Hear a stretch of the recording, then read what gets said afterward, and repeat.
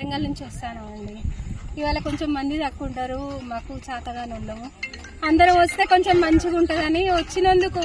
ఏ సౌకర్యాలు లేవండి. ఇన్ని కోట్లు అన్ని కోట్లు పెట్టి మేము అన్ని చేసినాము, ఇది చేసినాము అది చేసినాం. సరే పుణ్యాత్ములు శాంక్షన్ చేసిండ్రు, మంచిగా చేసిండ్రు అంటే అది బాగుంటది. ఒక్కటి కూడా లేదండి. ఒక్కసారి ఇవన్నీ చూడండి. నడవడానికి కూడా అన్ని ముళ్ళ కంపలు, రాళ్ళు, రప్పలు. ఎట్లా పోతామండి చెప్పండి? నువ్వు అన్ని చేసినావు, అన్ని చేస్తాను, నేను ఇన్ని శాంక్షన్ చేసిన, అన్ని చేస్తాను అన్నప్పుడు అన్ని చేయాలన్నా వద్దా? ఏది లేదండి. మాకైతే ఏ సౌకర్యం లేదు. 35 కోట్లతోటి చేసినావని ప్రచారం చేసిండ్రు. 3 కోట్లు ఖర్చు పెట్టిందో లేదు అసలు. నిన్న వాళ్ళొచ్చి వీళ్ళొచ్చి అంటే మంత్రులు వచ్చినప్పుడే అయితేనే మంచిగా ఉంటాయి. కానీ మాలాంటి ప్రజలు మేము ఎన్నుకున్నోళ్ళే కదా, మరి మా పైసలే కదా, అన్ని మా డబ్బులతోటే మీరు అన్ని చేయిస్తామని అన్నారు కదా.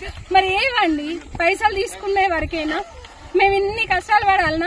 మరి ఎందుకు ఇన్ని ప్రచారాలు చేస్తాను? చెయ్యకండి. ఈ జనాలందరూ ఇక చూడండి ఎంత అవస్థలు పడతానో మేమందరము. మా కోసం మోసుకోవడానిక మీరు ఇన్ని ప్రచారాలు చేసేది? మా డబ్బులు తీసుకొని మీరు